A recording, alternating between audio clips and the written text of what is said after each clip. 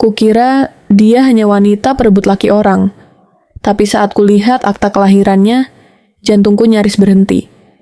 Pelakor itu adalah anak haram yang dibuang mertuaku puluhan tahun lalu. Halo semuanya, senang bertemu lagi. Sebelum lanjut, alangkah baiknya mari tulis dari daerah mana saja teman-teman yang menonton kisah ini. Jangan lupa like dan subscribe channel ini agar tidak ketinggalan kisah seru lainnya. Langit Jakarta sore itu tampak muram, sewarna dengan hati Maya yang terasa seperti diremas-remas. Di ruang tamu, rumah keluarga besar suaminya yang megah. Rumah yang sebagian besar cicilannya dibayar dari hasil kerja keras Maya sebagai arsitek. Suasana terasa mencekam. Di hadapannya duduk Ibu Rahayu, ibu mertua yang selama 5 tahun ini ia muliakan layaknya ibu kandung sendiri. Namun, sorot mata Ibu Rahayu tidak pernah memancarkan kasih sayang. Hari ini, tatapan itu terasa lebih tajam, lebih menghina. Sudahlah Maya, jangan memperpanjang drama. 5 tahun bukan waktu yang sebentar. Suara Ibu Rahayu memecah keheningan dengan nada dingin yang menusuk tulang. Rumah ini butuh tangis bayi, bukan hanya bunyi ketikan laptopmu setiap malam. Aris butuh keturunan untuk meneruskan nama keluarga. Kalau rahimmu memang sudah gersang, jangan paksa Aris untuk ikut menderita bersamamu. Maya terdiam.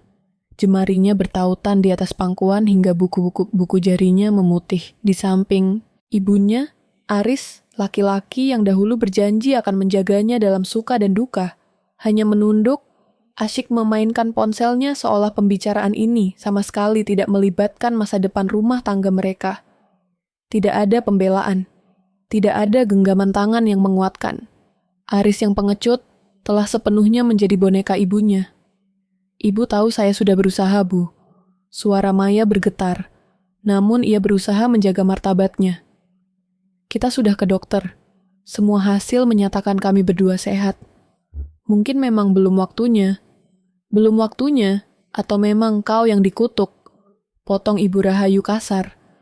Ia melemparkan sebuah map coklat ke atas meja marmer. Itu surat gugatan cerai. Aris sudah menandatanganinya. Ibu sudah menyiapkan pengganti yang jauh lebih baik darimu. Dia muda, subur, dan yang paling penting, dia berasal dari latar belakang yang jelas. Bukan sepertimu, anak yatim piatu yang tidak jelas asal-usulnya, dan hanya mengandalkan gaji kantoran. Maya menatap map itu dengan pandangan kabur. Air mata yang sejak tadi ia tahan akhirnya jatuh satu persatu membasahi kain gamisnya. Penghinaan terhadap asal-usulnya adalah luka lama yang selalu sengaja digarami oleh mertuanya. Maya dibesarkan di panti asuhan, dan meski ia berhasil meraih gelar sarjana hingga menjadi arsitek sukses, bagi Ibu Rahayu, Maya tetaplah kerikil yang masuk ke dalam sepatu keluarga mereka. Aris, Maya memanggil suaminya dengan suara nyaris berbisik. Kamu benar-benar ingin melakukan ini? Di saat aku baru saja menyelesaikan proyek besar untuk melunasi renovasi rumah ini.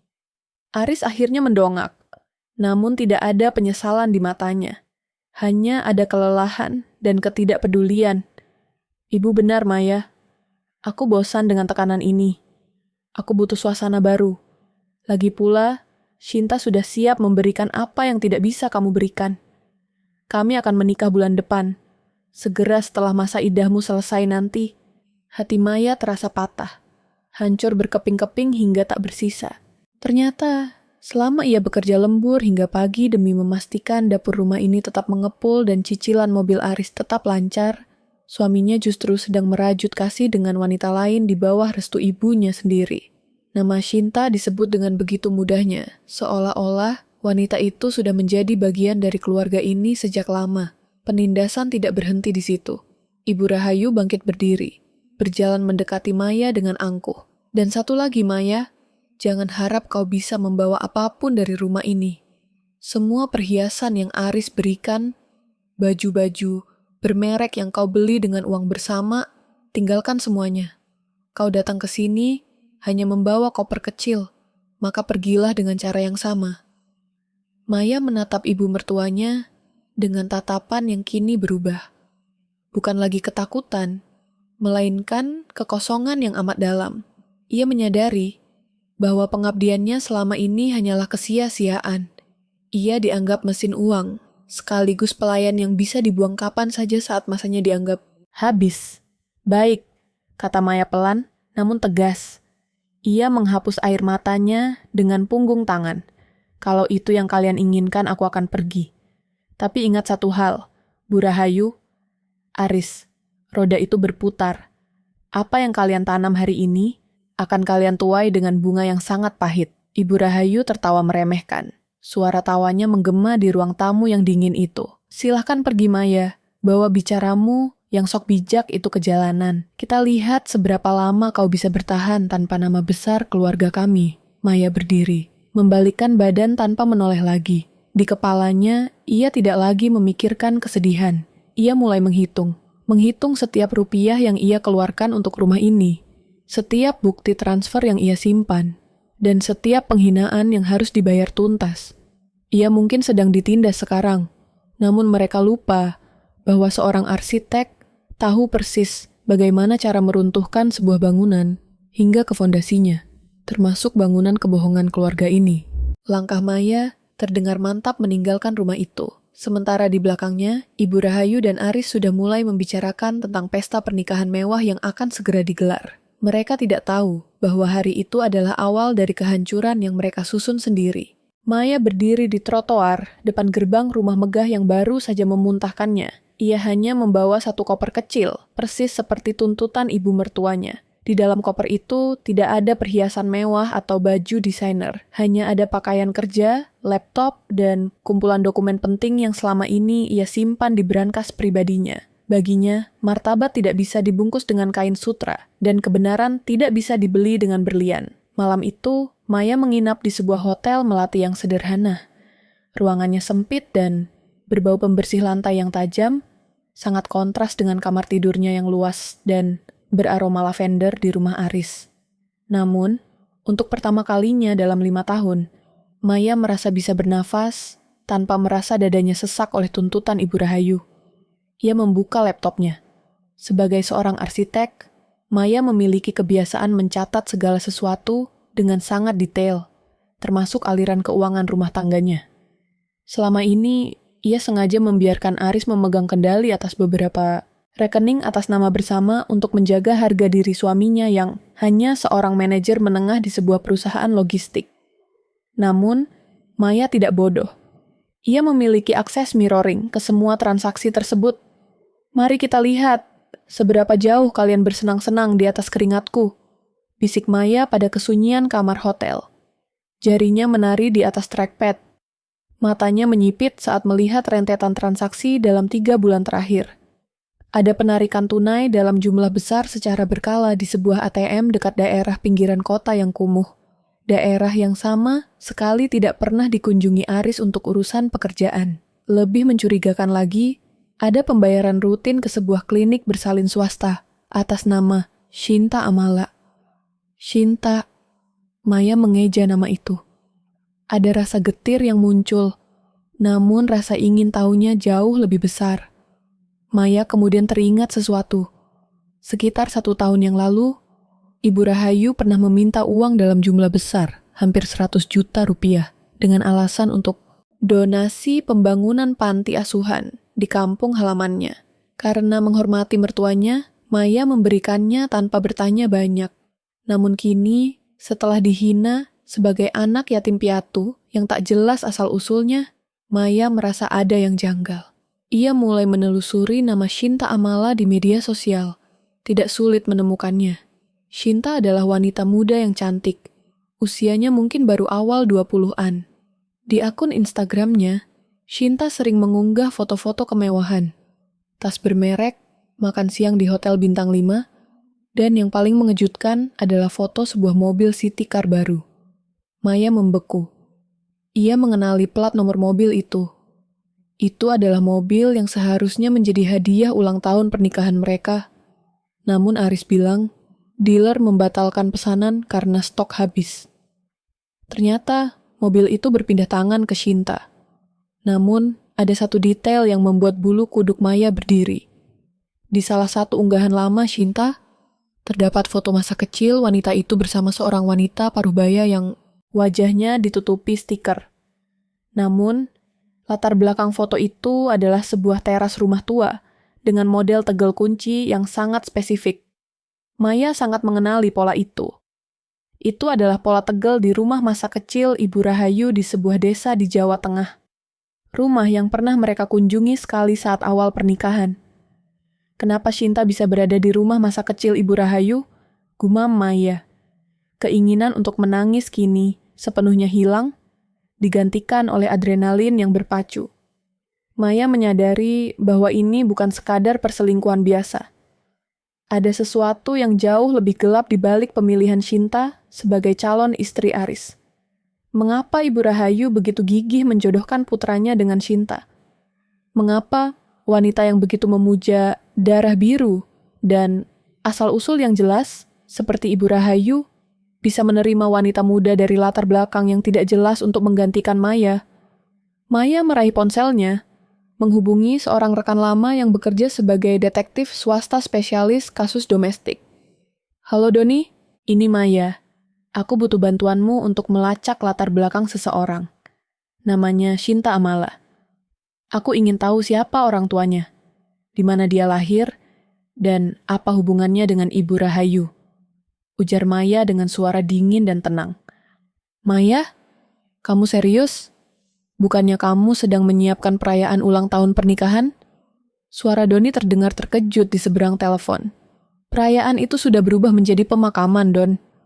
Pemakaman untuk pernikahanku, dan awal dari kehancuran mereka. Aku ingin data lengkapnya dalam 3 hari. Uang muka sudah kukirim. Malam itu, Maya tidak tidur karena patah hati. Ia terjaga karena sedang merancang sebuah cetak biru.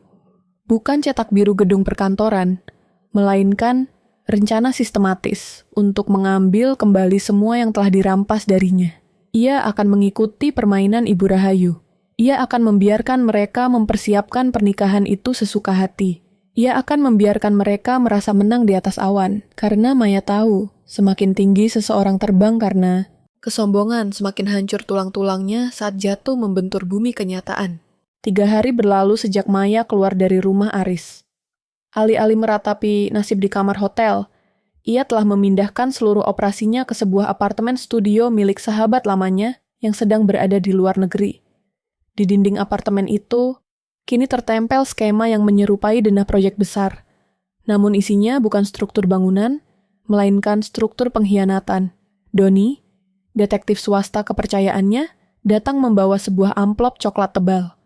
Wajahnya tampak serius, tipikal orang yang baru saja menggali sesuatu yang tidak seharusnya ditemukan. Maya, ini lebih rumit dari sekadar perselingkuhan, ujar Doni sambil menyerahkan berkas itu. Aris tidak hanya menggunakan uangmu untuk membelikan Shinta mobil. Dia melakukan pengalihan aset secara sistematis, melalui perusahaan logistik tempatnya bekerja. Ada beberapa vendor fiktif yang ternyata bermuara ke rekening atas nama Shinta Amala. Maya membaca laporan itu dengan tenang. Jadi, dia tidak hanya mengkhianati pernikahanku, tapi juga melakukan penggelapan dana kantor. Pengecut itu benar-benar tidak punya batas. Tapi ada yang lebih aneh, Maya. Doni melanjutkan, suaranya merendah. Aku menelusuri latar belakang Shinta di kampung halaman Ibu Rahayu. Shinta tidak punya akta kelahiran yang terdaftar di catatan sipil setempat hingga usianya 10 tahun. Dia muncul begitu saja di desa itu. Diasuh oleh adik perempuan Ibu Rahayu yang sudah lama meninggal. Orang-orang desa menganggapnya anak angkat. Tapi ada desas-desus bahwa Ibu Rahayu sering mengirim uang dalam jumlah sangat besar ke sana jauh sebelum Aris mengenal Shinta. Maya tertegun. Ingatannya kembali ke masa-masa awal pernikahannya, saat Ibu Rahayu selalu bersikap sangat protektif terhadap rahasia masa mudanya di desa. Setiap kali Maya bertanya tentang keluarga besar suaminya, Ibu Rahayu selalu mengalihkan pembicaraan dengan menghina latar belakang Maya yang dari panti asuhan. Teruskan penyelidikanmu tentang Shinta, Don. Fokus pada periode sebelum dia muncul di desa itu. Aku punya firasat, bibit, bebet, bobot yang selalu dibanggakan Ibu Rahayu hanyalah topeng untuk menutupi borok yang sangat busuk. Perintah Maya. Sementara itu, ponsel Maya bergetar. Sebuah pesan masuk dari Aris. Maya, aku harap kamu sudah mengosongkan sisa barangmu. Besok keluarga Shinta akan datang untuk membicarakan tanggal pernikahan. Ibu tidak mau melihat ada bekas-bekas orang asing di rumah ini. Maya tersenyum pahit. Orang asing. Setelah semua dana yang ia kucurkan untuk menaikkan derajat keluarga itu, ia kini dianggap orang asing. Ia pun mengetik balasan dengan jemari yang stabil. Tentu Aris, aku sudah pergi. Oh, omong-omong, selamat atas rencana pernikahannya. Aku sudah mengirimkan hadiah kecil ke rumah sebagai tanda perpisahan. Semoga Ibu Rahayu menyukainya. Hadiah kecil yang dimaksud Maya bukanlah bom atau teror murahan. Ia telah menghubungi pihak bank untuk memblokir semua kartu kredit tambahan yang dipegang oleh Aris dan Ibu Rahayu. Selama ini mereka hidup mewah menggunakan limit kartu kredit atas nama Maya sebagai pemegang kartu utama. Ia juga telah mencabut kuasa hukum atas penggunaan mobil mewah yang selama ini dikendarai Aris. Karena secara administratif, mobil itu adalah aset perusahaan konsultan arsitek milik Maya. Keesokan harinya, drama dimulai. Melalui aplikasi pelacak GPS yang masih terpasang di mobil Aris, Maya memantau posisi suaminya. Aris dan Ibu Rahayu sedang berada di sebuah butik pengantin ternama. Tak lama kemudian, Doni mengirimkan video pendek melalui pesan instan.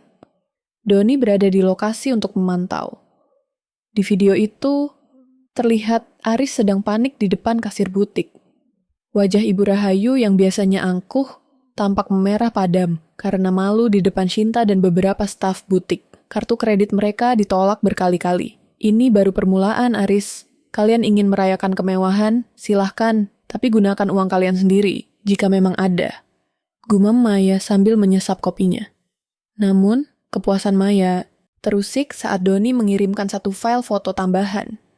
Itu adalah foto sebuah dokumen lama yang ditemukan Doni dari arsip bidan desa yang sudah pensiun. Sebuah catatan persalinan tanpa nama ayah, tertanggal 22 tahun yang lalu.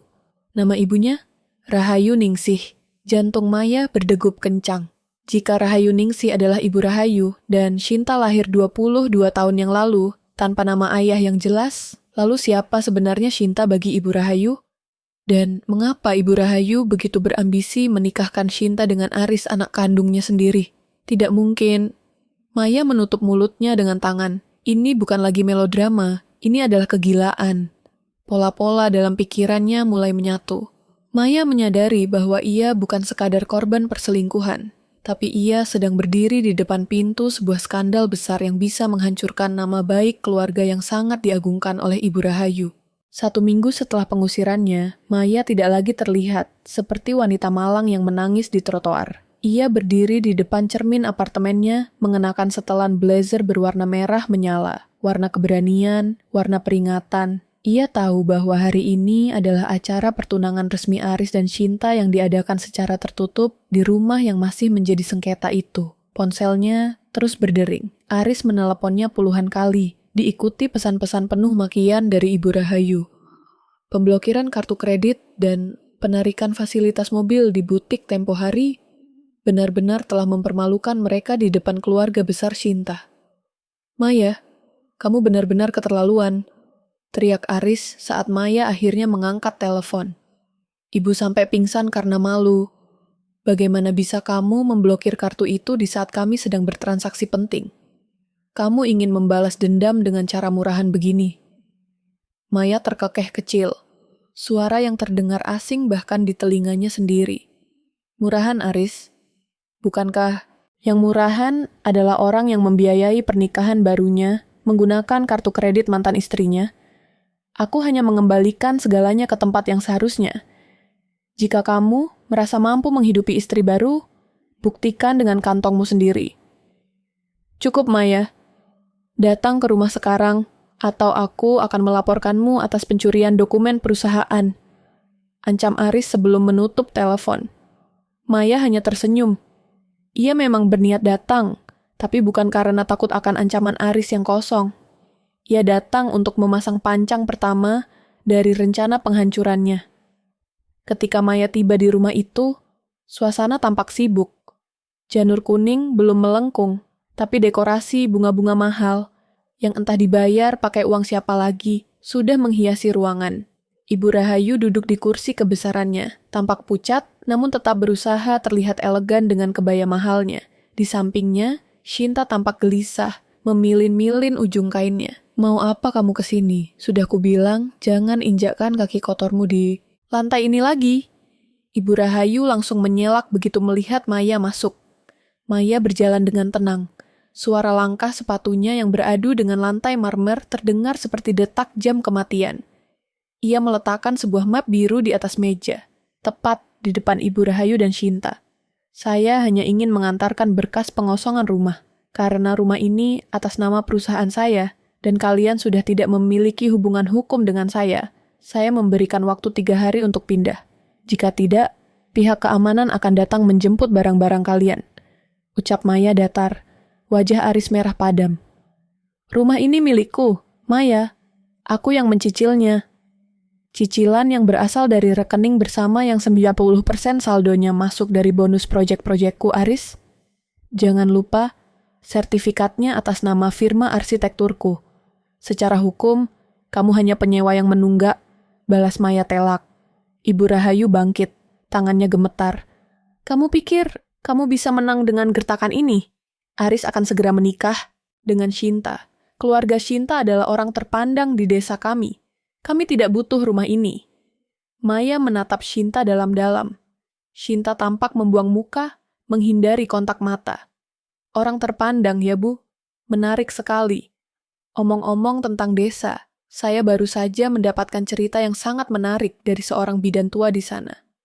Tentang seorang bayi perempuan yang lahir 22 tahun lalu tanpa nama ayah. Seketika, suasana ruangan menjadi senyap sesunyi kuburan. Ibu Rahayu yang tadinya berdiri tegak, tiba-tiba limbung, dan harus berpegangan pada lengan kursi. Matanya yang tajam kini memancarkan ketakutan yang murni. Apa maksudmu? Suara Ibu Rahayu bergetar, kegarangannya lenyap seketika. Belum saatnya saya buka semua, Bu. Saya hanya ingin kalian tahu bahwa saya bukan lagi Maya yang bisa kalian injak-injak. Shinta, kamu sangat cantik. Kamu mengingatkanku pada foto masa muda seseorang yang kutemukan di arsip lama.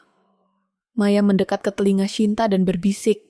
Pelan, namun cukup keras untuk didengar Ibu Rahayu. Hati-hati, ada rahasia yang jika dibuka akan membuat pernikahanmu bukan menjadi ibadah, melainkan sebuah dosa besar. Shinta gemetar hebat. Ia menatap Ibu Rahayu dengan tatapan bertanya-tanya, sementara Ibu Rahayu hanya bisa ternganga dengan keringat dingin yang membanjiri keningnya. 3 hari, Aris. 3 hari untuk kalian keluar dari sini, atau rahasia tentang siapa Shinta sebenarnya akan menjadi tajuk utama di semua grup WhatsApp keluarga besar kalian. Maya berbalik dan berjalan menuju pintu keluar. Maya, tunggu, teriak Aris, mencoba mengejar, namun langkahnya terhenti oleh tarikan tangan ibunya yang lemas. Maya terus melangkah keluar menuju mobilnya. Di dalam mobil, ia menarik nafas panjang. Adrenalinnya masih terpompa kuat. Ia baru saja melempar umpan, dan ia melihat betapa paniknya sang predator saat menyadari bahwa mereka sebenarnya adalah mangsa. Namun di balik kepuasan itu, ada rasa perih yang tersisa. Maya menyadari bahwa skandal yang ia temukan jauh lebih menjijikan dari sekadar pengkhianatan cinta. Ia sedang berurusan dengan sebuah kejahatan moral yang akan meruntuhkan martabat semua orang yang terlibat. Kepulangan Maya dari rumah itu meninggalkan lubang besar di tengah ruang tamu yang didekorasi mewah. Aris berdiri mematung, menatap ibunya yang masih tampak pucat pasi. Shinta, di sisi lain, mulai terisak pelan. Kata-kata Maya tentang dosa besar dan bidan desa berputar-putar di udara seperti kutukan yang menunggu untuk mewujud. Ibu, apa maksud Maya tadi? Aris bertanya dengan suara yang mulai meninggi. Kenapa ibu setakut itu saat dia menyebut tentang bidan desa dan masa lalu Shinta? Ada yang ibu sembunyikan dariku? Ibu Rahayu mencoba mengatur nafasnya yang tersengal. Ia memaksakan sebuah tawa kering yang terdengar sangat palsu. Jangan dengarkan wanita gila itu, Aris. Dia hanya iri karena kamu akan menikah lagi. Dia sengaja mengarang cerita untuk merusak kebahagiaan kita. Dia ingin kita saling curiga. Tapi Shinta juga pucat, Bu. Sergah Aris kini menoleh ke arah calon istrinya. Shinta, kamu bilang kamu anak tunggal dari almarhumah adik ibu. Kenapa Maya bilang kamu tidak punya akta kelahiran sampai umur 10 tahun? Shinta hanya menggeleng, air matanya kian deras. Aku tidak tahu, Mas. Aku dibesarkan di desa oleh bibi. Aku tidak pernah tahu urusan surat-surat itu. Ibu Rahayu yang selama ini mengurus segalanya. Melihat kekacauan itu, Ibu Rahayu segera mengambil kendali. Sudah, Aris, fokuslah pada acara besok. Ibu akan urus Maya. Dia hanya butuh uang, itu saja. Besok kita akan tetap laksanakan pertemuan keluarga besar. Jangan sampai isu murahan ini membatalkan semuanya. Namun, di dalam kamar hotelnya yang kini jauh lebih mewah, karena Maya telah memindahkan sisa saldonya ke rekening pribadi yang tidak diketahui Aris. Maya sedang menatap sebuah foto yang dikirimkan Doni melalui surel. Itu adalah foto Shinta yang diambil secara sembunyi-sembunyi saat wanita itu sedang berbelanja. Doni berhasil mendapatkan sampel rambut Shinta yang tertinggal di sebuah sisir di salon yang baru saja dikunjungi wanita itu. Maya juga memiliki sampel rambut Aris dari jaket yang tertinggal di koper kecilnya. Sains tidak pernah berbohong, Aris, gumam Maya.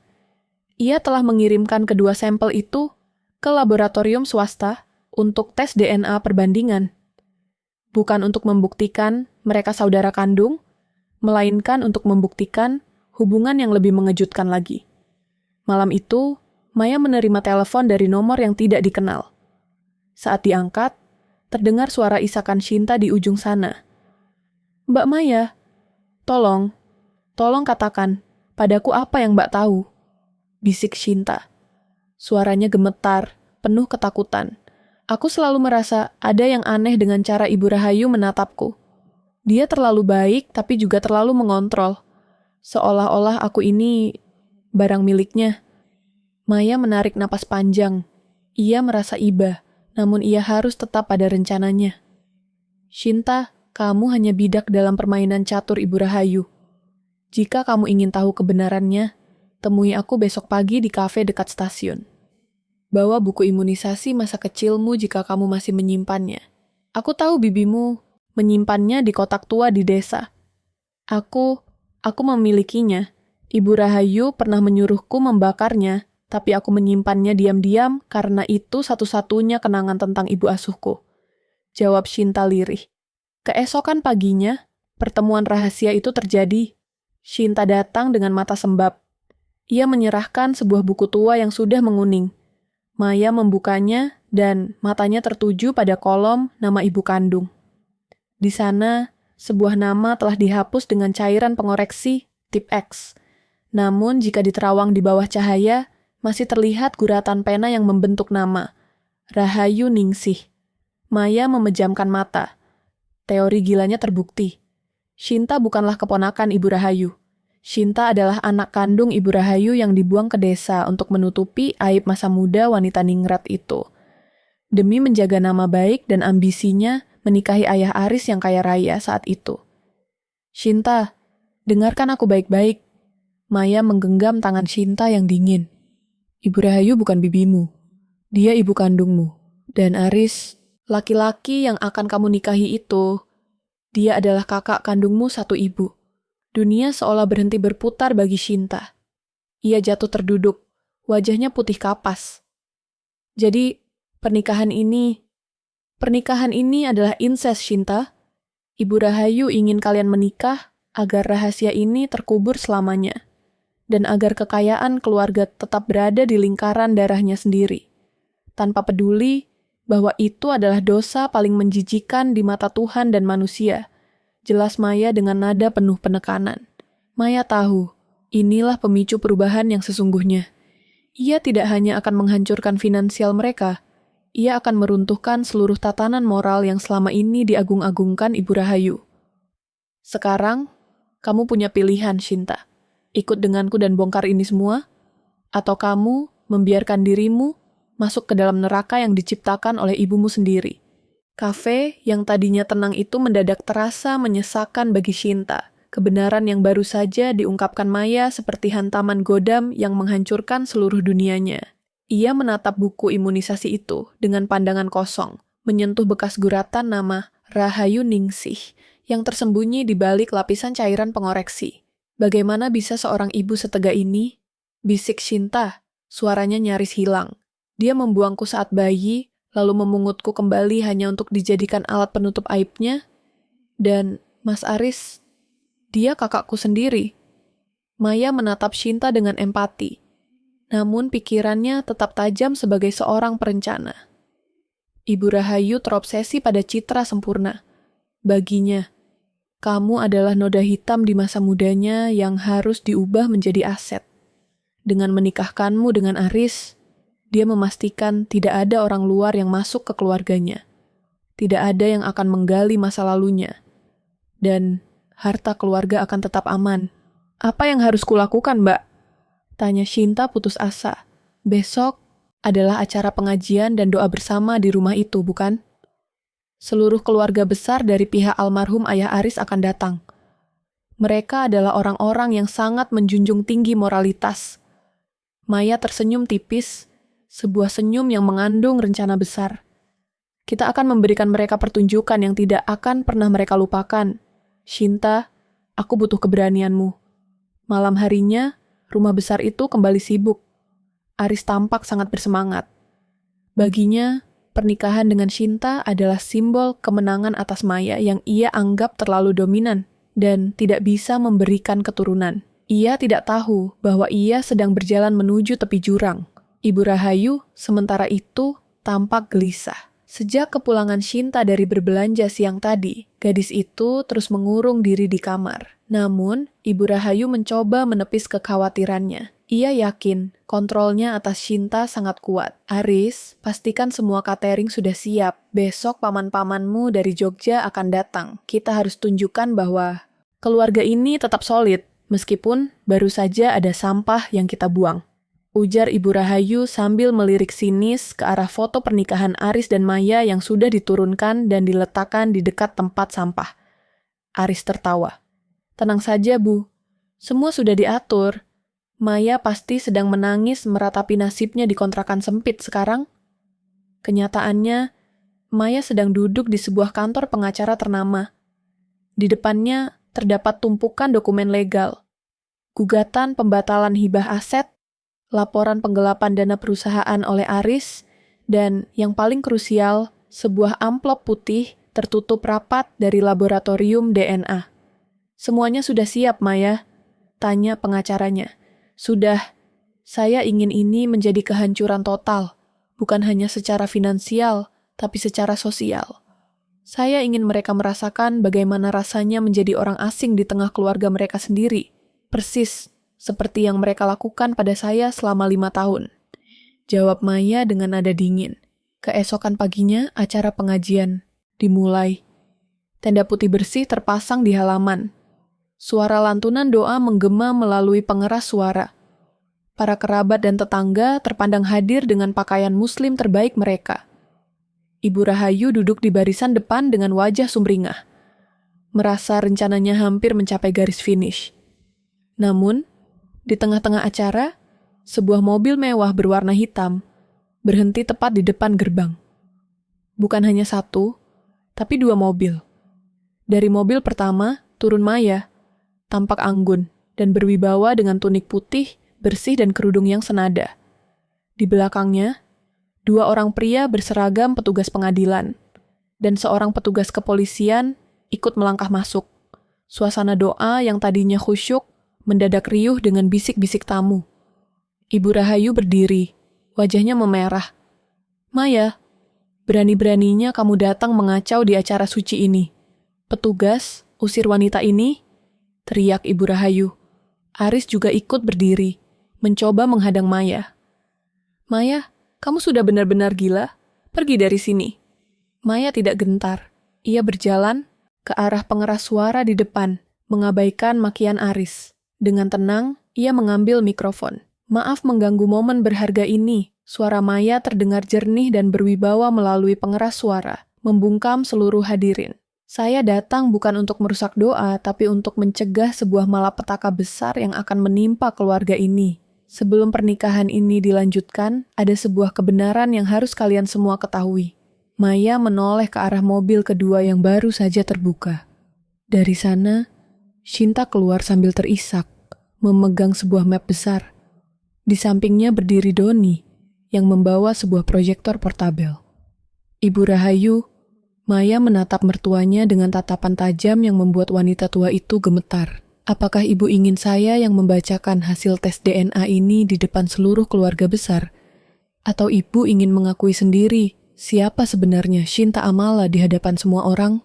Lampu di teras rumah tiba-tiba padam, dan layar proyektor yang disiapkan Doni mulai menyala, menampilkan dokumen rahasia yang selama ini disembunyikan rapat-rapat.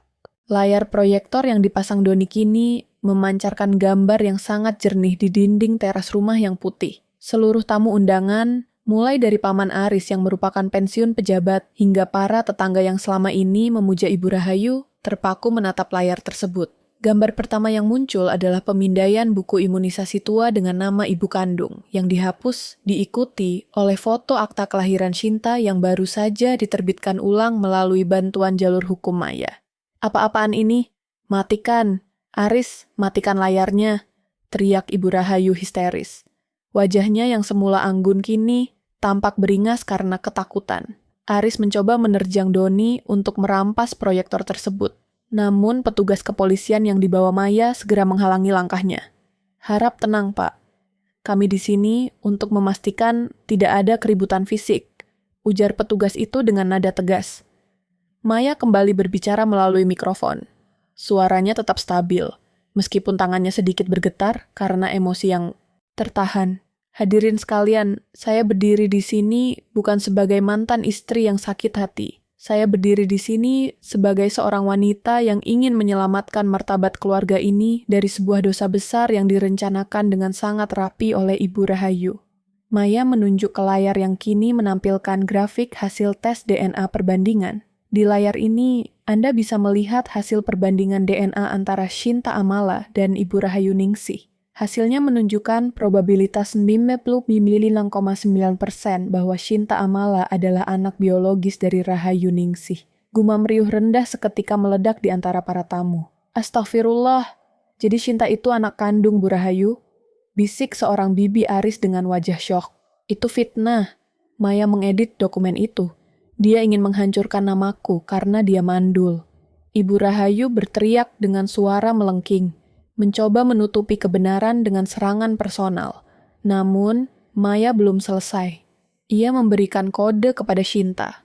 Dengan langkah gontai dan air mata yang terus mengalir, Shinta maju ke depan. Ia memegang sebuah rekaman suara dari ponselnya. Rekaman percakapan rahasia antara dirinya dan Ibu Rahayu di kamar semalam, yang ia ambil atas saran Maya. Suara Ibu Rahayu terdengar melalui pengeras suara. Kamu harus diam, Shinta. Tidak ada yang perlu tahu siapa ayahmu. Yang penting sekarang kamu menikah dengan Aris. Dengan begitu, harta ayah Aris tidak akan jatuh ke tangan Maya atau orang luar lainnya. Kamu anak kandungku, Aris anak kandungku. Semuanya akan tetap menjadi milik kita. Jangan berani-berani membangkang atau aku akan membuangmu kembali ke desa. Henning, suasana pengajian yang seharusnya suci itu kini terasa seperti di dalam ruang sidang yang dingin. Aris jatuh terduduk di lantai. Dunianya runtuh. Ia menatap ibunya dengan tatapan yang penuh kengerian. Ibu, jadi Shinta benar-benar adikku? Tanya Aris dengan suara serak. Nyaris tak terdengar. Ibu ingin aku menikahi adik kandungku sendiri demi harta? Ibu Rahayu hanya bisa terengah-engah, matanya liar mencari celah untuk lari. Namun ia terkepung oleh tatapan menghakimi dari seluruh keluarga besarnya. Paman tertua Aris, Pak Subroto, berdiri dengan wajah merah padam karena murka. Rahayu, apa yang kamu lakukan? Kamu sudah gila, teriak Pak Subroto. Kamu membawa aib yang tidak akan pernah bisa dihapus dalam sejarah keluarga kita. Menikahkan kakak beradik, di mana nuranimu sebagai seorang ibu dan seorang muslimah? Maya menaruh mikrofon itu di atas meja. Ia mendekati Aris yang masih bersimpuh di lantai.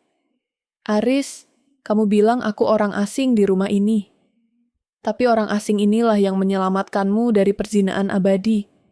Dan untuk rumah ini, Maya menoleh ke arah petugas pengadilan.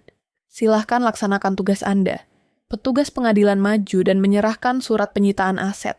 Berdasarkan bukti penggelapan dana perusahaan dan dokumen kepemilikan sah, rumah ini beserta seluruh isinya secara resmi berada di bawah penyitaan pengadilan hingga proses gugatan selesai.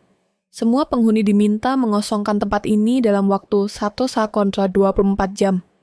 Ibu Rahayu pingsan seketika, jatuh ke arah tumpukan bunga dekorasi yang mahal. Namun, tidak ada satupun tamu yang bergegas menolongnya dengan tulus. Mereka semua menatapnya dengan rasa jijik. Maya berjalan melewati Aris tanpa menoleh.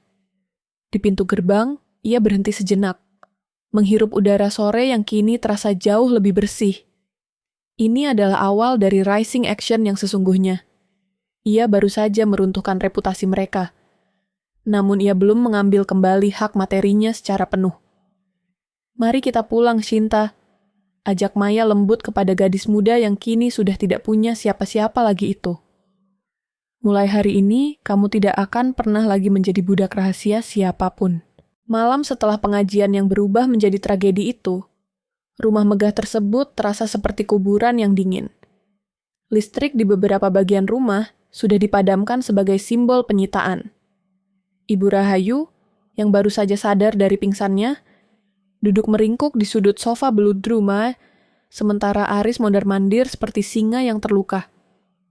"Ini semua salah, Ibu." Aris akhirnya meledak. Ia menendang meja kopi, hingga vas bunga kristal, pemberian Maya pecah berkeping-keping. "Kenapa Ibu tidak pernah bilang kalau Shinta itu anak Ibu? Ibu membiarkan aku mencintai adikku sendiri. Ibu membiarkan aku menyentuh tangannya, memimpikan masa depan bersamanya. Ibu ini manusia atau iblis?" Ibu Rahayu mendongak. Wajahnya tampak tua 10 tahun dalam semalam. Rambutnya yang biasa tersanggul rapi kini berantakan. "Ibu melakukan ini untukmu, Aris. Ibu ingin kamu punya istri yang bisa ibu kendalikan. Bukan seperti Maya yang sok pintar dan menguasai harta. Ibu hanya ingin memastikan semua kekayaan ini tidak jatuh ke tangan orang lain." "Harta apa, Bu?" Aris berteriak tepat di depan wajah ibunya. "Semua harta ini atas nama Maya, dan sekarang perusahaan sudah mencium penggelapan dana yang aku lakukan untuk membiayai Shinta. Tadi sore, divisi legal kantor menelepon. Aku diskors. Aku akan dilaporkan ke polisi jika tidak bisa mengembalikan uang itu dalam seminggu." Ibu Rahayu tertegun. Ia tidak menyangka bahwa Maya akan bergerak secepat itu ke ranah korporasi. Pakai uang tabunganmu, Aris." "Uang tabungan mana?" "Uang itu sudah habis untuk membeli mobil Shinta dan renovasi rumah ini atas perintah ibu." Aris jatuh terduduk, menutupi wajahnya dengan kedua telapak tangan. "Aku akan masuk penjara, Bu. Dan ibu akan dibuang oleh seluruh keluarga besar." Sementara itu, di sebuah apartemen yang tenang, Maya sedang meninjau dokumen terakhir bersama pengacaranya. Shinta duduk di sudut ruangan, tampak lebih tenang setelah mendapatkan pendampingan psikologis singkat yang disediakan Maya. "Maya," Aris mulai mengirimkan pesan permohonan maaf, ujar pengacaranya sambil menunjukkan layar ponsel. Dia memohon agar laporan penggelapan dana di kantornya ditarik. Dia bilang dia ditekan oleh ibunya. Maya menyesap tehnya perlahan. Tidak ada rasa puas yang berlebihan, hanya rasa lega yang dingin. Seorang pria dewasa yang menyalahkan ibunya atas kejahatan yang ia lakukan, dengan sadar tidak layak mendapatkan pengampunan. Katakan padanya, hukum akan tetap berjalan. Aku bukan lagi tameng yang akan melindunginya dari konsekuensi perbuatannya. Maya kemudian menoleh ke arah Shinta. "Shinta, besok aku akan membawamu ke kantor polisi sebagai saksi kunci. Kamu harus menjelaskan bagaimana Ibu Rahayu memanipulasimu dan bagaimana Aris mengalirkan dana perusahaan ke rekening pribadimu tanpa sepengetahuanmu." Shinta mengangguk pelan. "Aku akan melakukannya, Mbak. Aku tidak mau lagi menjadi bagian dari kebohongan mereka. Aku ingin memulai hidup baru, meskipun aku harus mulai dari nol."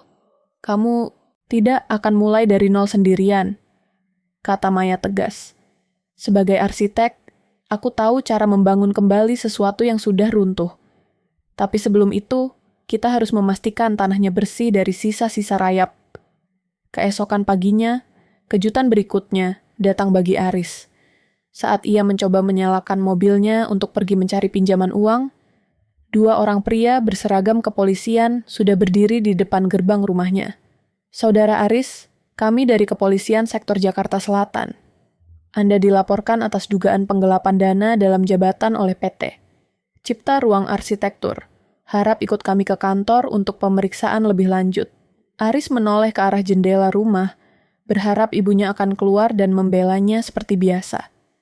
Namun, ia hanya melihat Ibu Rahayu mengintip dari balik gorden dengan wajah penuh ketakutan, lalu menutup gorden itu rapat-rapat. Kesetiaan buta Aris hancur seketika.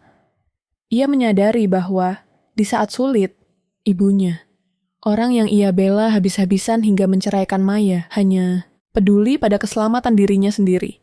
Saat borgol melingkar di pergelangan tangannya, Aris melihat sebuah mobil melintas pelan di depan rumahnya. Kaca mobil itu turun sedikit, memperlihatkan wajah Maya yang tenang di balik kacamata hitamnya. Tidak ada makian, tidak ada teriakan. Hanya sebuah tatapan datar yang seolah mengatakan, inilah harga dari sebuah pengkhianatan. Aris dibawa pergi, meninggalkan Ibu Rahayu sendirian di dalam rumah besar yang kini terasa seperti penjara yang siap menelannya hidup-hidup. Setelah Aris dibawa oleh pihak kepolisian, Maya tidak lantas berpuas diri. Ada satu lubang besar dalam ingatannya yang terus mengusik. Mengapa Ibu Rahayu begitu membencinya sejak hari pertama mereka bertemu? Mengapa wanita itu selalu menghina latar belakang panti asuhannya dengan nada yang lebih dari sekadar keangkuhan kelas sosial? Maya kembali ke panti asuhan tempat ia dibesarkan, sebuah bangunan tua yang asri di pinggiran kota. Ia menemui Ibu Lastri, pengasuh senior yang sudah menjaganya sejak bayi. Bu Lastri, saya butuh kejujuran, Ibu, ujar Maya sambil meletakkan foto masa muda Ibu Rahayu yang ia dapatkan dari dokumen desa. Apakah Ibu pernah melihat wanita ini sebelum saya dibawa ke sini? Ibu Lastri memakai kacamatanya, menatap foto itu lama, lalu menarik napas panjang yang terdengar berat. Ia bangkit dan mengambil sebuah kotak kayu kecil dari dalam lemari arsip yang terkunci. Sudah saatnya kamu tahu, Maya. Dulu, saat kamu dititipkan di sini, ada seorang pria yang meninggalkan pesan agar kami tidak pernah membiarkan keluarga Rahayu Ningsih menemukanmu. Kata Ibu Lastri pelan. Ibu Lastri mengeluarkan sebuah surat kumal dan sebuah foto lama. Di foto itu, tampak seorang pria tampan yang sangat mirip dengan Maya sedang berdiri di depan sebuah proyek bangunan. Di sampingnya, berdiri Ibu Rahayu muda yang tampak sangat memuja pria itu. Pria ini adalah ayahmu, Baskoro. Dia adalah seorang arsitek hebat pada zamannya, lanjut Ibu Lastri. Dahulu, Baskoro dan Rahayu adalah sepasang kekasih. Rahayu sangat terobsesi pada ayahmu, tapi ayahmu jatuh cinta pada ibumu, seorang wanita sederhana yang bekerja sebagai asisten di kantornya. Maya terpaku. Jadi, Ibu Rahayu mengenal ayahku? Lebih dari sekadar kenal, Maya. Rahayu merasa dikhianati. Saat ayah dan ibumu meninggal dalam kecelakaan konstruksi yang hingga kini masih dianggap misterius, Rahayu mencoba mencari keberadaanmu untuk entah apa tujuannya, tapi rekan kerja ayahmu berhasil menyembunyikanmu di sini. Jantung. Maya berdegup kencang. Ia menyadari sebuah pola yang mengerikan. Ibu Rahayu tidak sengaja memilihnya menjadi menantu. Wanita itu telah mencarinya selama bertahun-tahun, dan ketika ia menemukan Maya telah tumbuh menjadi arsitek sukses seperti ayahnya, ia merancang skenario agar Aris mendekati Maya. Dia sengaja menjadikanku menantunya, agar dia bisa menyiksaku secara perlahan, sebagai balas dendam atas penolakan ayahku dulu. Bisik Maya dengan suara bergetar, dan dia ingin mengambil semua hartaku untuk diberikan kepada Shinta, anak yang ia lahirkan dari pria lain saat ia mencoba melupakan ayahku. Pantas saja Ibu Rahayu terus-menerus mendesak Maya untuk memasukkan nama Aris dalam setiap kepemilikan aset. Itu bukan hanya soal keturunan. Itu adalah perampokan sistematis atas warisan bakat dan kerja keras yang mengalir dalam darah Maya. Maya keluar dari panti asuhan dengan amarah yang kini lebih murni. Jika sebelumnya ia bergerak karena pengkhianatan suami, kini ia bergerak untuk membalas dendam ibunya yang cintanya telah dikotori, dan ayahnya yang karirnya dihancurkan oleh obsesi gila seorang Rahayu Ningsih. Ia segera menghubungi Doni. Don, Selidiki kecelakaan konstruksi yang menewaskan Baskoro dan istrinya 28 tahun lalu di proyek pembangunan hotel di Semarang. Cari tahu siapa pemilik perusahaan subkontraktornya saat itu. Beberapa jam kemudian, Doni mengirimkan satu nama, CV Rahayu Abadi. Maya mencengkeram ponselnya erat. Ibu Rahayu bukan hanya seorang mertua yang jahat, dia adalah seorang pembunuh yang telah merampas masa kecil Maya dan kini mencoba merampas masa depannya. Permainan ini belum berakhir, Rahayu. Gumam Maya sambil menatap langit malam yang kelam. Kamu pikir kamu sudah kalah karena rumahmu disita. Kamu belum tahu bahwa aku baru saja menemukan kunci untuk menjebloskanmu ke sel yang lebih gelap dari yang pernah kau bayangkan. Kini, Maya memiliki semua kepingan teka-teki. Shinta adalah bukti perzinahannya, Aris adalah alat penggelapannya, dan kematian orang tua Maya adalah bukti kriminalitasnya. Malam itu, hujan turun dengan derasnya di Jakarta, seolah ingin membasuh debu-debu kebohongan yang menyelimuti hidup Maya selama ini. Di sebuah ruang interogasi pribadi yang disiapkan oleh tim pengacaranya, Maya duduk menunggu. Di seberang meja, Ibu Rahayu duduk dengan tangan gemetar. Tidak lagi memakai kebaya sutra, melainkan hanya daster lusuh yang ia kenakan saat dipaksa keluar dari rumah sitaan. Mau apa lagi kamu, Maya? Kamu sudah mengambil rumahku. Kamu sudah memenjarakan anakku. Dan kamu sudah mempermalukanku di depan seluruh keluarga. Belum cukupkah? Suara Ibu Rahayu serak, penuh kebencian yang masih tersisa. Maya tidak langsung menjawab. Ia mengeluarkan sebuah foto lama. Foto ayahnya, Baskoro, yang sedang tersenyum di lokasi proyek. Ia meletakkan foto itu pelan di atas meja, tepat di bawah sorot lampu yang tajam. Seketika, wajah Ibu Rahayu berubah dari marah menjadi pucat pasi. Ia membuang muka, seolah-olah foto itu adalah bara api yang membakar matanya.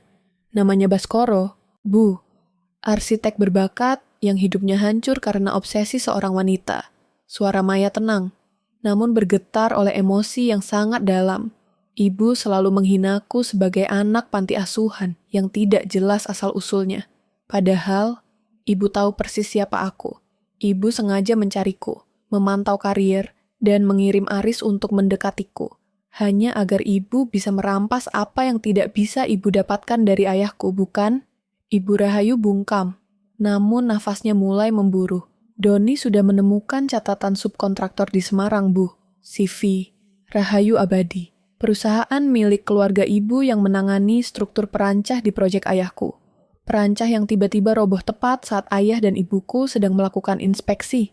Lanjut Maya, apakah ibu pikir setelah 28 tahun, dosa itu akan terkubur bersama tanah? Itu kecelakaan. Tidak ada yang bisa membuktikan itu sabotase.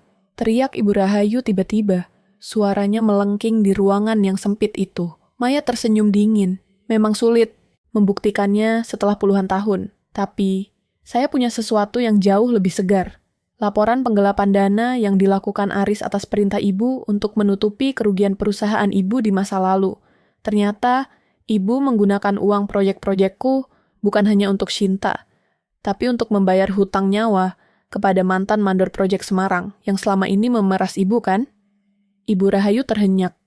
Rahasia yang selama ini ia jaga rapat-rapat, yang membuatnya harus hidup dalam kepura-puraan sebagai wanita terhormat. Kini terbuka lebar di tangan wanita yang paling ia benci. Ibu punya dua pilihan malam ini. Maya menyodorkan selembar kertas dan sebuah pulpen. Tulis pengakuan lengkap tentang bagaimana ibu memanipulasi dana perusahaanku. Bagaimana ibu menyembunyikan identitas Shinta untuk melakukan pernikahan inses demi harta. Dan akui keterlibatan ibu dalam kelalaian proyek Semarang. Jika ibu kooperatif, saya akan menarik laporan terhadap Aris sehingga dia hanya mendapat hukuman ringan dan saya akan memberikan tunjangan hidup untuk ibu di desa. Maya mencondongkan tubuhnya ke depan, matanya mengunci mata Ibu Rahayu. Tapi jika ibu menolak, saya akan membawa kasus Semarang ini ke markas besar kepolisian besok pagi. Saya akan memastikan sisa hidup ibu dihabiskan di dalam sel yang paling gelap, tanpa ada satupun keluarga yang mau menengok. Tangan Ibu Rahayu yang keriput meraih pulpen itu dengan sangat lambat. Air matanya jatuh, bukan karena penyesalan atas dosa-dosanya, melainkan karena ia sadar bahwa istana pasir yang ia bangun dengan darah dan air mata orang lain kini telah rata dengan tanah. Di luar ruangan, Shinta menyaksikan melalui kaca satu arah. Ia menangis tanpa suara. Ia baru menyadari bahwa ia bukan hanya hasil dari sebuah aib, tapi ia lahir dari rahim seorang wanita yang jiwanya telah lama mati oleh dendam. Tulis Bu, kembalikan nama baik ayahku, maka aku akan membiarkanmu bernapas di luar penjara sebagai rakyat biasa yang terlupakan. Bisik Maya. Malam itu, di bawah temaram lampu ruang interogasi, sang predator akhirnya menyerah.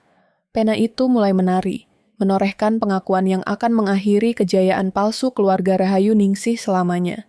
Setelah mendapatkan surat pengakuan tertulis dari Ibu Rahayu, Maya tidak lantas membiarkan wanita itu pergi begitu saja.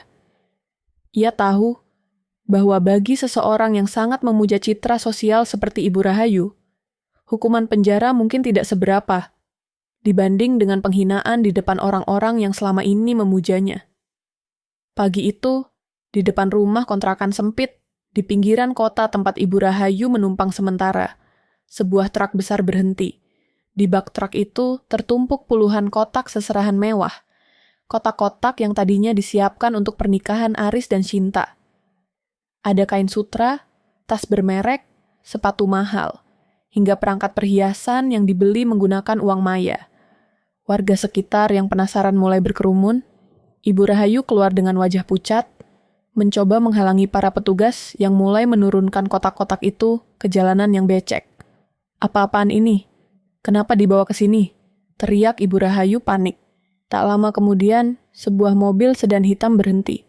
Maya turun dengan kacamata hitam, tampak sangat kontras dengan suasana lingkungan yang kumuh. Ia memegang selembar daftar inventaris. Ini semua barang seserahan yang ibu minta untuk pernikahan anak dan keponakan ibu, bukan? Suara Maya terdengar lantang, sengaja agar didengar oleh para tetangga. Saya kembalikan semuanya. Saya tidak butuh barang-barang yang dibeli dari hasil menipu dan memeras keringat orang lain. Maya membuka salah satu kotak perhiasan di depan kerumunan orang. Di dalamnya terdapat kalung berlian yang berkilau. Lihat kalung ini, Bu. Ini kalung yang ibu bilang akan menjadi simbol kehormatan keluarga. Ternyata kalung ini dibayar dari uang santunan kecelakaan kerja yang harusnya menjadi hak para buruh bangunan di Semarang 28 tahun lalu. Ibu Rahayu mencoba merebut kotak itu, namun Maya menjauhkannya. Jangan sentuh barang ini dengan tanganmu yang kotor, Rahayu. Desis Maya dingin.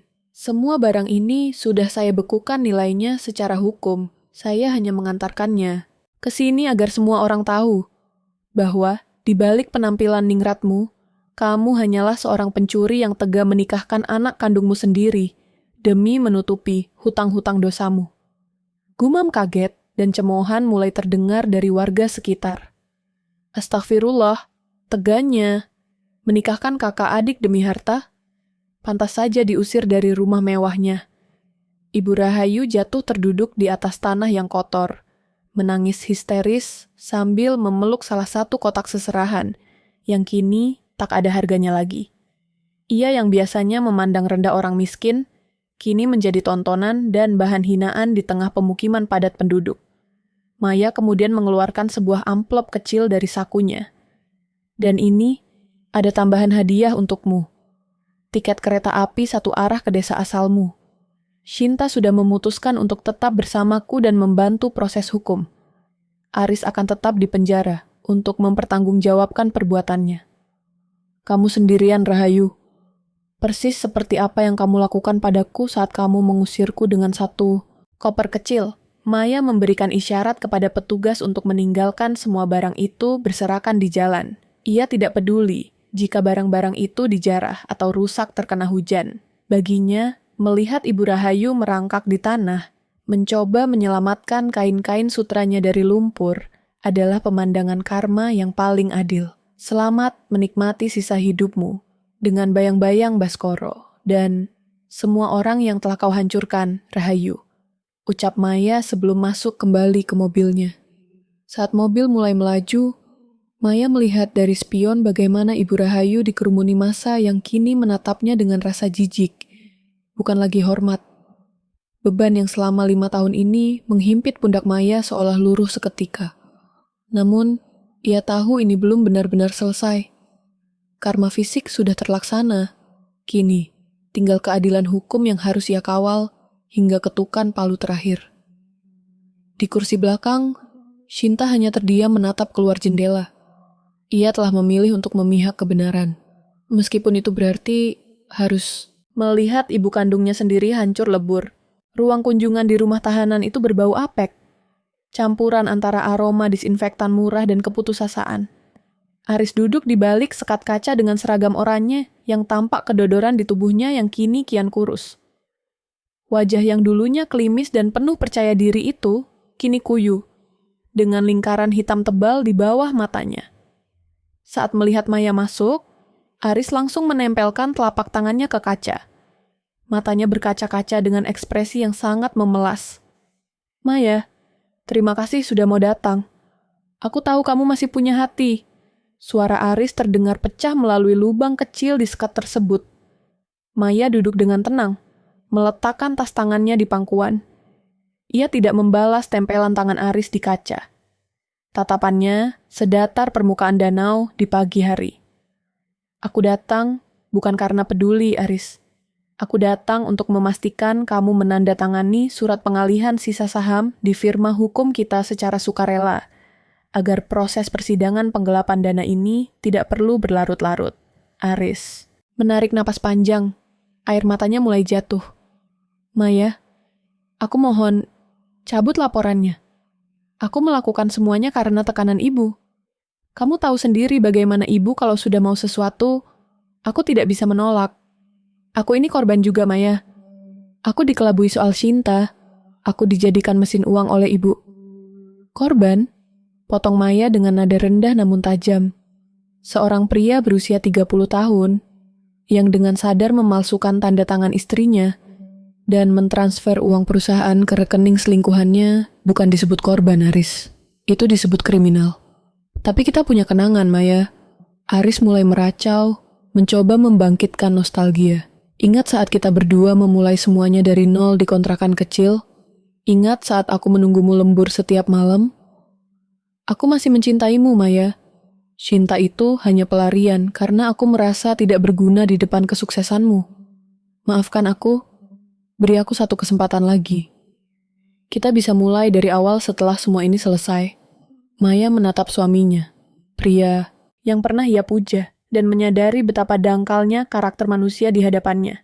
Aris tidak sedang menyesali perbuatannya. Ia hanya menyesali kenyataan bahwa ia tertangkap. Kesempatan lagi untuk apa? Untuk menikahimu kembali setelah kamu nyaris menikahi adik kandungmu sendiri?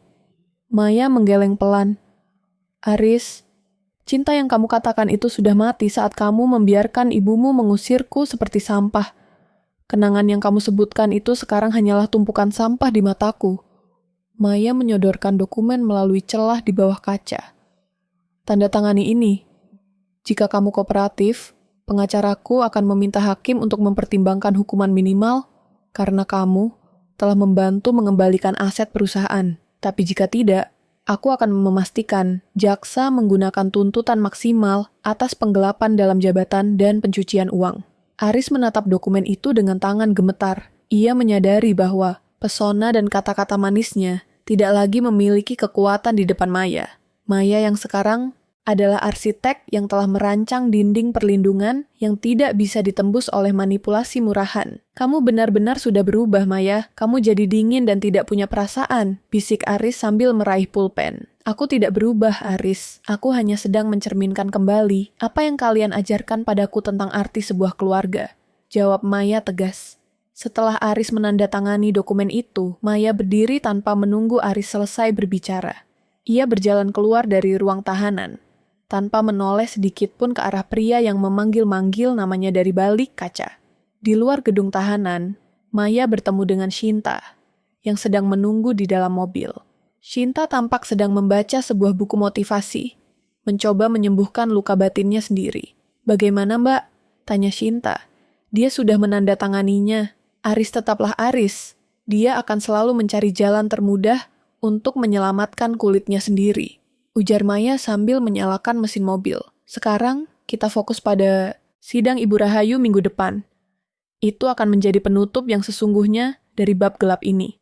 Maya menginjak pedal gas, meninggalkan penjara itu di belakangnya. Ia merasa satu beban hukum lagi telah terangkat. Namun, ia tahu bahwa Ibu Rahayu, sang dalang utama, pasti masih memiliki satu trik terakhir di lengan bajunya sebelum benar-benar tumbang. Ruang sidang pengadilan negeri Jakarta Selatan penuh sesak. Kasus ini telah menjadi buah bibir nasional, sebuah melodrama nyata tentang pengkhianatan, inses yang nyaris terjadi, dan korupsi domestik. Ibu Rahayu duduk di kursi terdakwa dengan kepala tertunduk, namun jemarinya masih memilin tasbih, seolah masih berharap pada keajaiban atau sekadar menjaga citra sebagai wanita yang teraniaya. Maya duduk di kursi saksi dengan martabat yang tak tergoyahkan. Namun, kejutan sebenarnya bukan datang dari kesaksian Maya, melainkan saat pintu ruang sidang terbuka, dan seorang pria tua dengan kursi roda masuk didampingi oleh beberapa perawat. Paman Subroto, paman tertua Aris dari keluarga mendiang ayahnya, berdiri dengan bantuan tongkat. Di tangannya, ia memegang sebuah kotak kayu kecil yang tampak sangat antik. Yang Mulia Hakim, suara Paman Subroto bergetar namun tegas. Saya datang bukan hanya sebagai saksi atas perilaku buruk terdakwa terhadap keponakan saya, Maya. Saya datang untuk menyerahkan amanah terakhir dari almarhum adik saya, Ayah Aris, yang telah lama saya simpan karena rasa takut. Ibu Rahayu mendongak, matanya membelalak kaget. Ia mencoba berdiri, namun ditenangkan oleh pengacaranya. Paman Subroto membuka kotak itu dan mengeluarkan sebuah buku, catatan harian, dan beberapa lembar surat berstempel notaris lama. Selama ini, Rahayu selalu mengklaim bahwa ia adalah istri yang setia dan suci. Namun, adik saya sebelum wafat sudah mengetahui bahwa Rahayu memiliki anak haram yang disembunyikan di desa. Adik saya tidak menceraikannya hanya karena ia sangat mencintai Aris dan tidak ingin Aris kehilangan sosok ibu. Gumam kaget kembali memenuhi ruang sidang. Lebih dari itu, lanjut Paman Subroto sambil menatap tajam ke arah Ibu Rahayu. Adik saya menyimpan bukti bahwa Rahayu pernah mentransfer sejumlah besar uang keluarga kepada seorang mandor proyek di Semarang untuk tutup mulut mengenai kecelakaan yang menimpa orang tua Maya. Adik saya mengumpulkan bukti-bukti ini karena ia merasa bersalah pada sahabatnya, Baskoro, ayah Maya. Maya terpaku di kursinya, air mata menggenang di matanya. Ternyata, selama ini ada seseorang di keluarga itu yang tahu dan mencoba menjaga kebenaran meski dalam diam. Di dalam catatan ini, tertulis dengan jelas bahwa Rahayu merasa terancam oleh kecerdasan Baskoro. Ia takut Baskoro akan melaporkan praktik uang pelicin yang dilakukan keluarga Rahayu dalam proyek tersebut. Sabotase perancah itu bukan sekadar karena cinta yang ditolak, tapi untuk melindungi bisnis kotor keluarganya. Pungkas Paman Subroto, Ibu Rahayu tiba-tiba tertawa histeris, sebuah tawa yang terdengar sangat mengerikan di tengah kesunyian sidang. Ya, aku melakukannya. Baskoro terlalu jujur. Dia ingin menghancurkan bisnis ayahku hanya karena beberapa baut yang kurang. Dia pantas mati bersama istrinya yang sombong itu. Para petugas pengadilan segera mengamankan Ibu Rahayu yang mulai meracau. Pengakuan spontan itu adalah lonceng kematian bagi pembelaannya. Tidak ada lagi ruang untuk mengelak. Jaksa penuntut umum tersenyum tipis, menyadari bahwa kasus ini baru saja berubah dari sekadar penggelapan menjadi pembunuhan berencana yang bisa dibuka kembali filenya. Maya menatap Ibu Rahayu yang kini diseret keluar ruang sidang karena terus berteriak. Rasa dendam yang selama ini membakar hatinya perlahan berganti menjadi rasa kasihan yang dingin. Wanita itu telah menghancurkan hidup banyak orang, termasuk hidupnya sendiri, demi sebuah bayang-bayang kekuasaan yang semu. Setelah sidang ditunda, Paman Subroto mendekati Maya. Ia menggenggam tangan Maya dengan lembut. Maafkan keluarga kami, Nak. Kami terlalu pengecut untuk bicara lebih awal. Ini semua milikmu sekarang.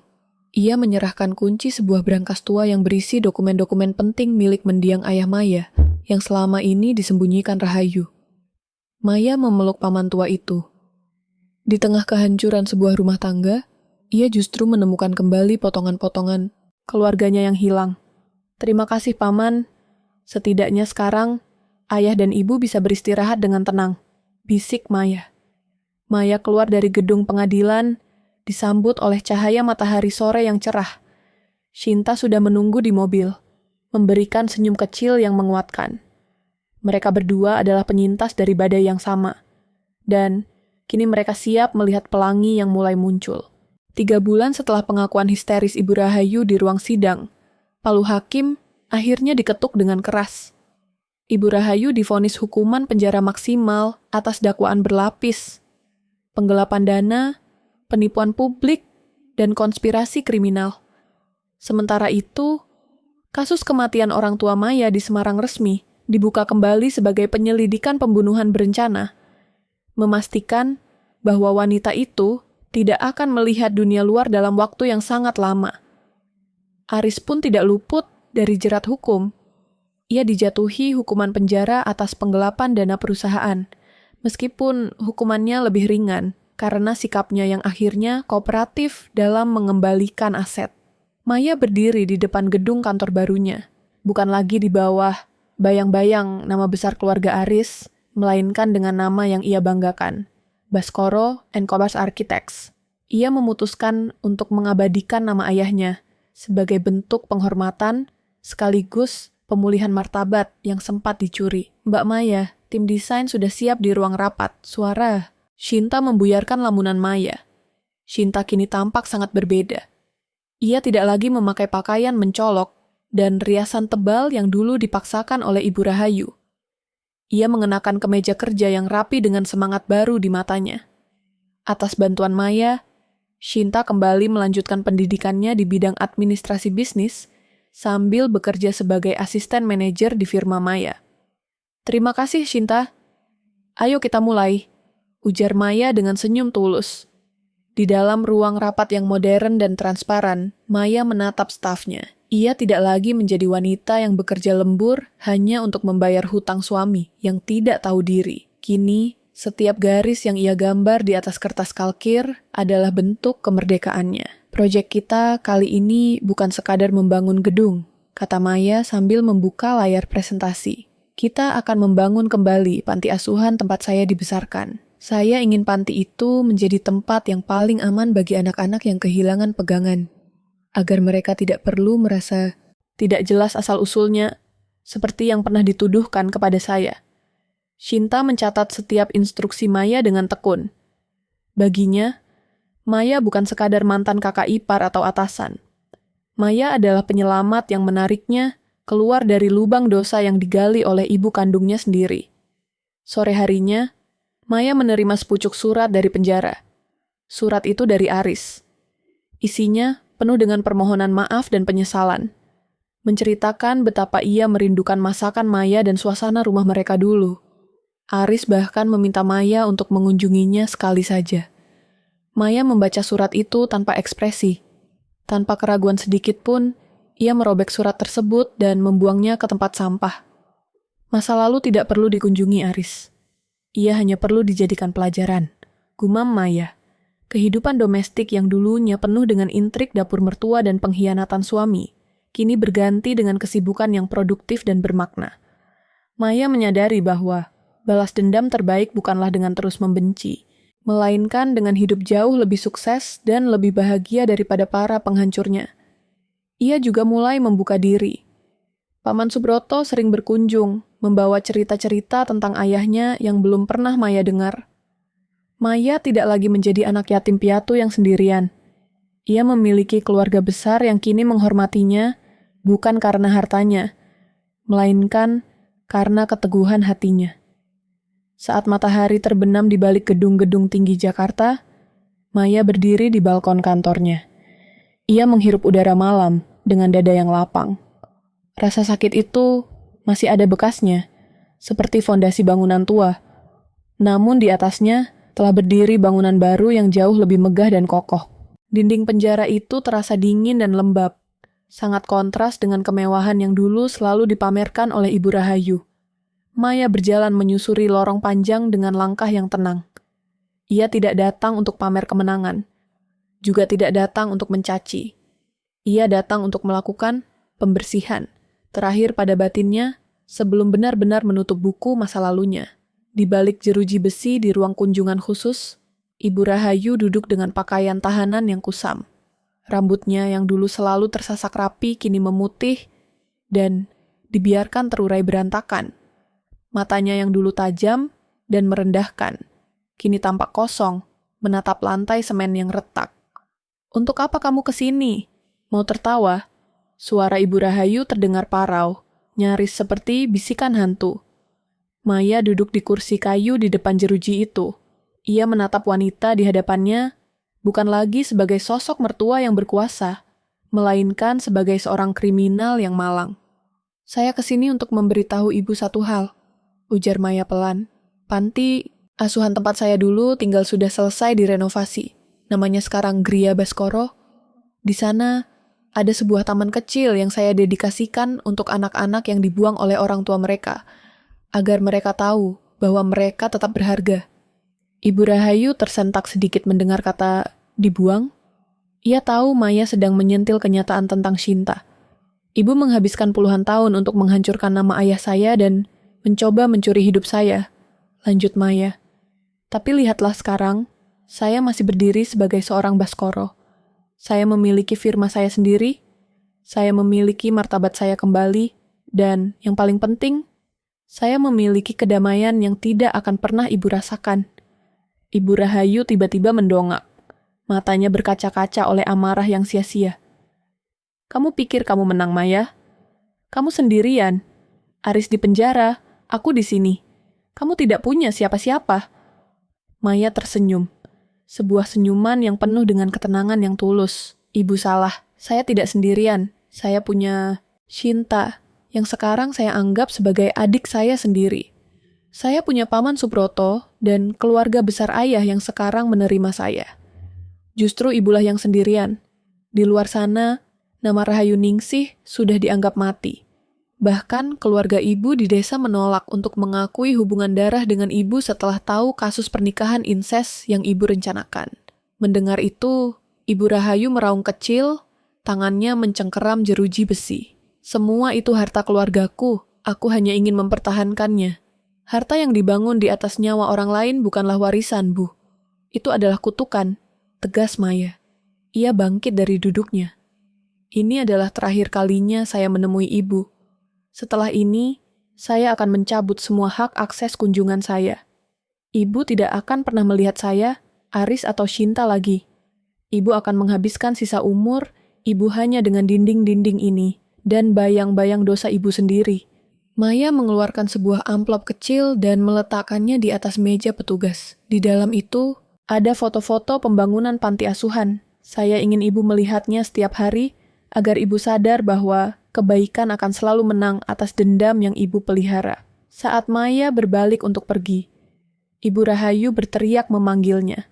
Suaranya penuh dengan keputusasaan yang mencekam. "Maya, tunggu. Katakan pada Aris. Katakan padanya aku minta maaf." Maya berhenti sejenak, namun ia tidak menoleh. Aris sudah tahu apa itu maaf, Bu. Tapi dia juga sudah tahu bahwa maaf tidak bisa menghapus hukuman. "Selamat tinggal, Rahayu." Maya melangkah keluar menuju gerbang penjara. Saat pintu besi besar itu tertutup di belakangnya dengan dentuman keras, Maya menarik nafas sedalam-dalamnya. Udara di luar terasa begitu segar, seolah-olah seluruh debu masa lalu yang menyesakkan dadanya baru saja ditiup pergi oleh angin. Di parkiran, Shinta sudah menunggu dengan mesin mobil yang menyala. Ia melihat kakaknya keluar dengan wajah yang bersinar. "Sudah selesai, Mbak?" tanya Shinta lembut. "Sudah, Shinta, sudah. Benar-benar selesai," jawab Maya sambil tersenyum. "Sekarang, mari kita pergi ke tempat yang indah. Kita punya masa depan yang harus dirancang." Mobil itu melaju meninggalkan penjara, membawa dua wanita kuat yang telah berhasil memutus rantai kebencian dan memulai hidup baru di atas pondasi kejujuran. Setahun telah berlalu sejak ketukan palu hakim mengakhiri drama keluarga Rahayu. Nama Maya kini bukan lagi dikenal sebagai menantu yang dibuang, melainkan sebagai arsitek visioner yang memenangkan penghargaan Sustainable Design Award tingkat nasional. Namun, di balik kesuksesan itu, tantangan baru muncul dari sisi yang berbeda, stigma masyarakat terhadap status janda. Dalam sebuah jamuan makan malam bisnis yang elit, Maya seringkali mendapati pandangan-pandangan miring.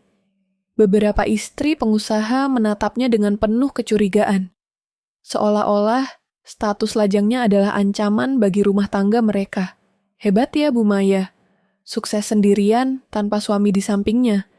Sindir seorang wanita sosialita di sebuah acara peresmian gedung. Tapi wanita sehebat apapun, kalau tidak ada yang membimbing di rumah, rasanya ada yang kurang ya. Maya hanya tersenyum tenang sambil menyesap air mineralnya. Ia sudah terbiasa dengan racun halus seperti itu. Bimbingan terbaik bagi saya adalah integritas dan karya, Bu.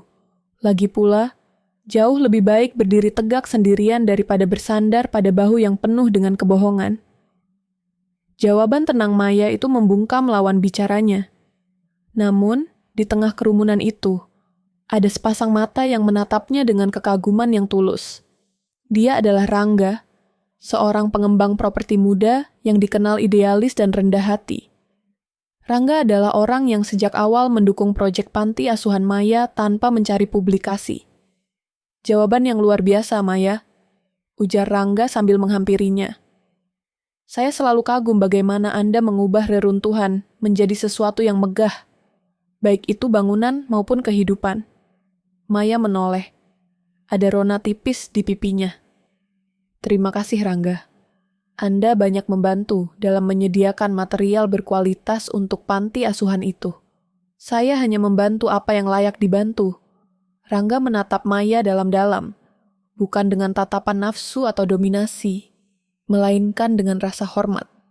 Maya, saya tahu Anda mungkin masih memiliki benteng yang sangat tinggi di sekeliling hati Anda. Saya tidak berniat meruntuhkannya secara paksa. Saya hanya ingin bertanya, apakah ada ruang bagi seseorang untuk berjalan di samping Anda, bukan untuk membimbing, tapi untuk berjuang bersama. Maya tertegun. Ini adalah pertama kalinya ada pria yang berbicara tentang berjalan di samping, bukan memimpin atau memiliki. Namun, ingatan tentang Aris masih menyisakan rasa perih yang samar. Rangga, saya baru saja selesai membersihkan puing-puing. Saya belum yakin fondasi saya siap untuk struktur yang baru.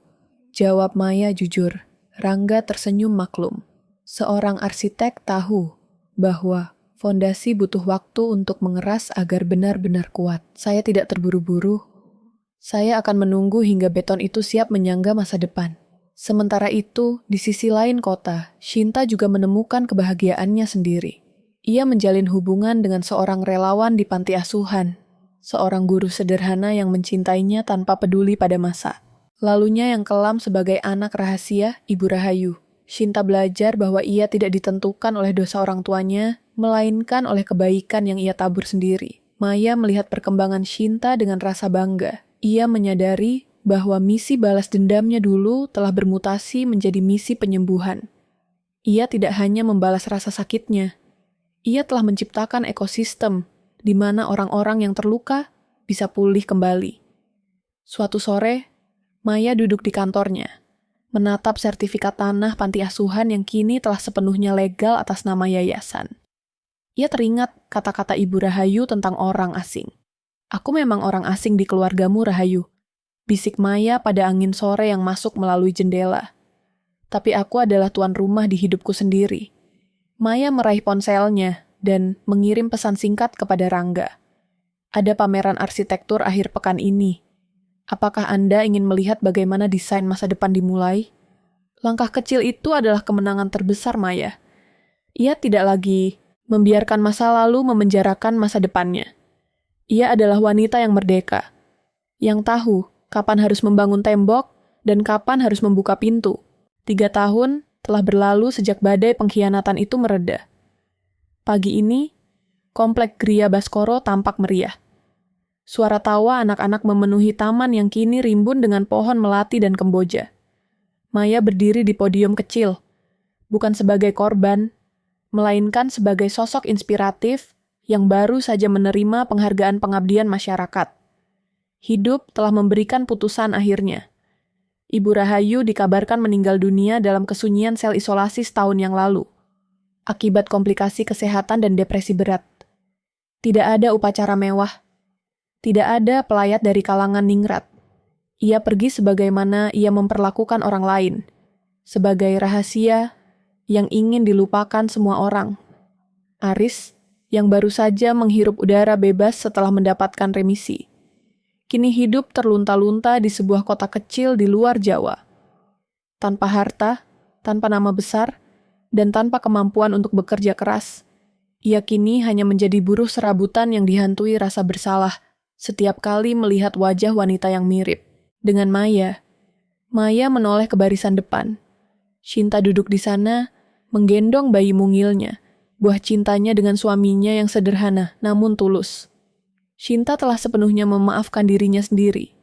Ia kini menjadi kepala operasional yayasan, memastikan setiap anak di panti tersebut mendapatkan akta kelahiran dan identitas hukum yang jelas. Sesuatu yang dulu dirampas darinya oleh ibu kandungnya sendiri. Di samping Shinta, Rangga duduk dengan senyum yang tak pernah pudar. Hubungan mereka tidak dimulai dengan pesta megah yang dipamerkan, melainkan dengan komitmen tenang untuk saling membangun. Mereka telah memutuskan untuk menikah secara sederhana bulan depan, tanpa embel-embel status atau mahar yang memberatkan. Banyak orang bertanya, bagaimana saya bisa berdiri di sini setelah semua yang terjadi? Ujar Maya dalam pidatonya, suaranya jernih dan berwibawa. Jawabannya sederhana, saya belajar bahwa sebuah rumah tidak dibangun di atas marmer yang mahal atau emas yang berkilau. Rumah sejati dibangun di atas kejujuran dan ketulusan. Maya berhenti sejenak, menatap ke langit biru. Jangan pernah takut menjadi underdog. Jangan pernah takut ketika kamu ditindas dan diusir tanpa membawa apapun. Karena saat kamu keluar dengan tangan kosong, namun hati yang bersih, Tuhan akan mengisi tanganmu dengan sesuatu yang jauh lebih besar daripada yang pernah diambil manusia darimu. Tepuk tangan bergemuruh. Paman Subroto tampak menyeka air matanya di barisan undangan. Baginya, Maya adalah cerminan Baskoro yang lebih kuat dan lebih bijaksana. Setelah acara usai, Maya berjalan menuju makam kecil di sudut panti. Sebuah nisan simbolis untuk kedua orang tuanya. Ia meletakkan seikat bunga mawar putih di sana. Ayah, Ibu, namamu sekarang abadi di sini. Bukan dalam bentuk gedung yang angkuh, tapi dalam bentuk harapan bagi anak-anak ini. Bisik Maya. Ia merasakan sebuah tangan hangat menggenggam jemarinya. Rangga berdiri di sampingnya. Sudah siap untuk pulang? Tanya Rangga lembut. Maya mengangguk. Ya, ayo pulang. Pulang. Bagi Maya kini bukan lagi sekadar menuju sebuah alamat atau bangunan fisik. Pulang adalah perasaan tenang saat ia bercermin dan tahu bahwa ia tidak berhutang pada siapapun, tidak menipu siapapun, dan telah berhasil mengubah rasa sakit menjadi kekuatan. Kisah Maya mengajarkan kita bahwa drama domestik mungkin bisa menghancurkan hati, namun ia tidak bisa menghancurkan jiwa yang memiliki integritas. Pengkhianatan mungkin bisa merampas harta, namun ia tidak bisa merampas bakat dan martabat yang sudah tertanam di dalam darah. Maya melangkah keluar dari gerbang panti asuhan, meninggalkan bayang-bayang masa lalunya yang kelam. Di depannya, terbentang jalan panjang yang cerah. Ia tidak lagi menggambar denah untuk orang lain yang tidak tahu berterima kasih. Ia sedang menggambar denah kebahagiaannya sendiri, sebuah bangunan masa depan yang pondasinya adalah cinta, dan atapnya adalah keikhlasan.